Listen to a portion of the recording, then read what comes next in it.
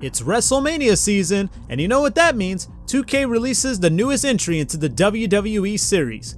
The past 2 years, we have seen what 2K and Visual Concepts have done for the series since the 2-year break after that disastrous 2K20.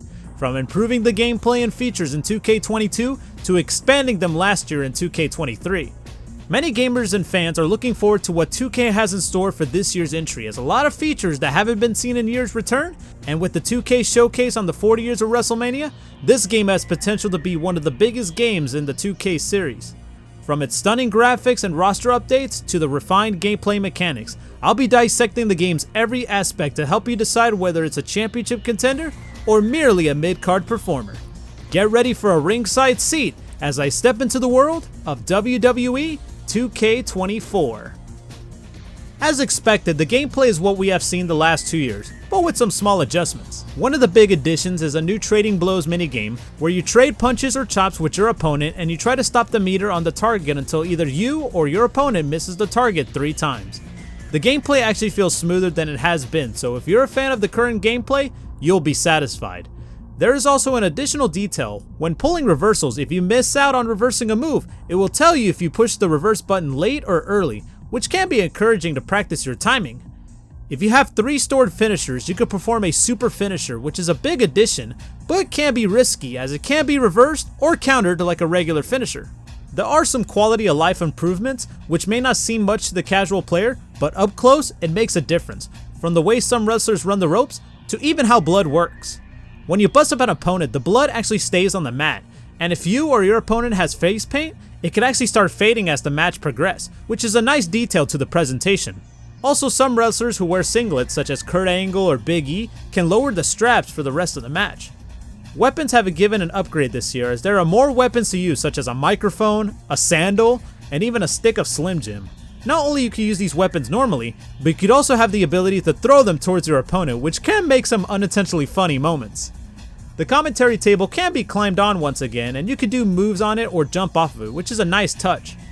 During tag team matches, run-ins are now only limited to 1 per tag, which makes the matches less frustrating. One of the big features is the return of match types that we have not seen since the PlayStation 3 Xbox 360 era, such as special referee, gauntlet matches, casket matches, and for the first time on home console, the ambulance match. These matches are a blast to play and can be anyone's match to win or lose. In special referee, you do what referees do. You check for rope breaks, make the count, make the pin, and so on. There is a meter which, depending on your actions, will either increase or decrease it. You can either call it down the middle or screw around. It's your choice, but comes at a risk, because if that meter goes down, you'll be replaced. In an ambulance match, your objective is to put your opponent into the ambulance and shut down the doors. You could climb on the top of the ambulance, you could perform moves on it, as well as throw your opponent off of it to cause more damage. If you or your opponent are inside the ambulance, don't give up as a minigame pops up in a test of strength to see who wins. Same rules apply to the casket match, where you have to put your opponent in the casket and close the lid. These have been long requested and I am so glad to see them back in the WWE games. Speaking of presentation, 2K can once again claim the title of the most detailed in-game models, in which almost all of them look like their real-life counterparts, from the hairs to the tattoos. The entrances once again features the realistic cameras that debuted in 2K22, and I believe this is the most updated I've seen a WWE 2K be in years, from the way some of the wrestlers are introduced like Chelsea Green, to even commentary acknowledging Cody Rhodes' recent repeat Royal Rumble win. I mean, that was just a few weeks ago. The biggest addition in the presentation department is the return of the stage-facing camera, which can be changed in the pause menu, so for those who want to relive the PS2 games such as Here Comes the Pain and Shut Your Mouth, this is a nice addition.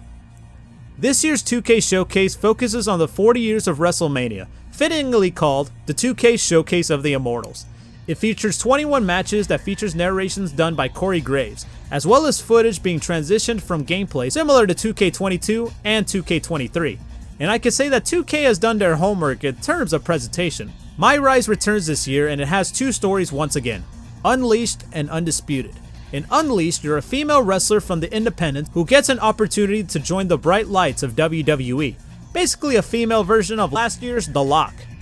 In Undisputed, you're a male wrestler looking to become the new face of WWE after Roman Reigns decides to vacate the Universal Championship to pursue an acting career in Hollywood. Just like the previous My Rise modes, you get to complete side quests and branching storylines, as well as getting the opportunity to unlock new content such as arenas and championship belts. My Faction once again returns, and after so many requests, 2K listened and some My Faction wrestlers can actually be playable. These cards are known as Persona cards, and they let you use them in modes outside of My Faction, such as the action figure John Cena from last year to a 2009 Sheamus complete with his original entrance music. Along with Persona cards, modes such as Faction Wars have been given an overhaul as you go through various matches and end with a faction boss. Facing other factions online will also put you in the leaderboards. The Creation Suite returns with Create a Superstar receiving new creation parts such as clothing, tattoos, and hairstyles. And here is something for you creators out there. You can quickly save your progress while creating, as this is a small but helpful tool in case your game crashes, so you don't have to worry about starting over again. Create an Arena returns with small tweaks such as using wrestler videos as the Showtrons and saving your created arenas as templates. My GM returns once again with new managers and abilities, as well as a new system where your roster can earn ring experience. Leveling them up can unlock you extra perks that can be used, as well as the ability to trade superstars with other brands. Of course, the Sandbox mode, Universe mode returns, and it's about the same as it was last year, but with some new rivalry actions as well as new cutscenes. While there is a lot to like about WWE 2K24, it's time to explore the flip side and address a few areas where the game encounters challenges, and trust me, there are a lot. The biggest issue I have with this year's title is from the 2K showcase. I feel that it is time to get rid of the slingshot from gameplay to live action, because if I want to see the match in live action, I could just watch it online on the WWE Network or on Peacock, because at least I wouldn't have to deal with retcons and blurs that take up most of the screen. When playing through the showcase, these objectives have gone a little bit too specific. Like for example, you would have to grab your opponent on the west side of the ring and Irish whip them to the east side. So unless you know your directions, this can be tedious. Obviously 21 matches in the showcase of 40 years of WrestleMania is a downgrade compared to 2K14's 45. But the way this showcase was played, I'm glad we didn't get 45. Especially when towards the last matches of the showcase, those are going to be the ones that will test your patience. Ironically enough, I would prefer if they did the showcase on the last 10 WrestleMania, starting from 30 to 39. Last year I mentioned how 2K23 felt a bit like 2K22 in terms of recycling assets. That could also be applied here in 2K24, as a lot of the assets are from a year or two ago, such as crowds, entrances, and even the renders for the wrestlers. Like, why is the Randy Orton 2015 render from this year is the same one as the 2009 Orton from last year, but the trunks are colored red? Or why is Seth Rollins' render from his 2021 look? It is a bit of a nitpick, but at least they should put more effort into it. In the Creation Suite, Create an Arena got butchered hard with its wonky controls and not adding any new parts. There are even some parts that could be placed fine in previous years, yet this year you're restricted in terms of where to place the parts.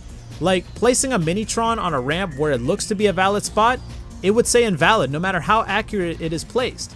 At one point I was hoping that this was a bug, but not being able to stretch logos like before was already a red flag, and I was having flashbacks from 2K14's Create an Arena. Luckily patch 1.3 was released and fixed some of the issues, but there is still a lot of work to be done.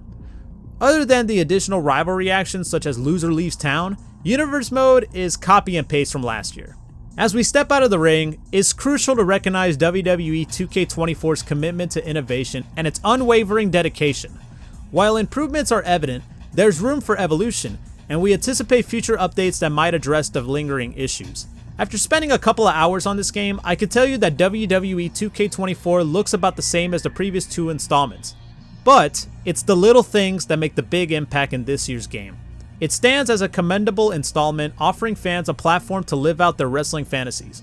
Whether you're a seasoned wrestling game veteran or a newcomer to the genre, WWE 2K24 beckons with the promise of thrilling moments and the unmistakable excitement that defines professional wrestling or sports entertainment. In the ever-evolving landscape of virtual wrestling, WWE 2K24's journey is far from over, leaving fans with a glimpse of what the future holds for the franchise, even if it means taking one step at a time.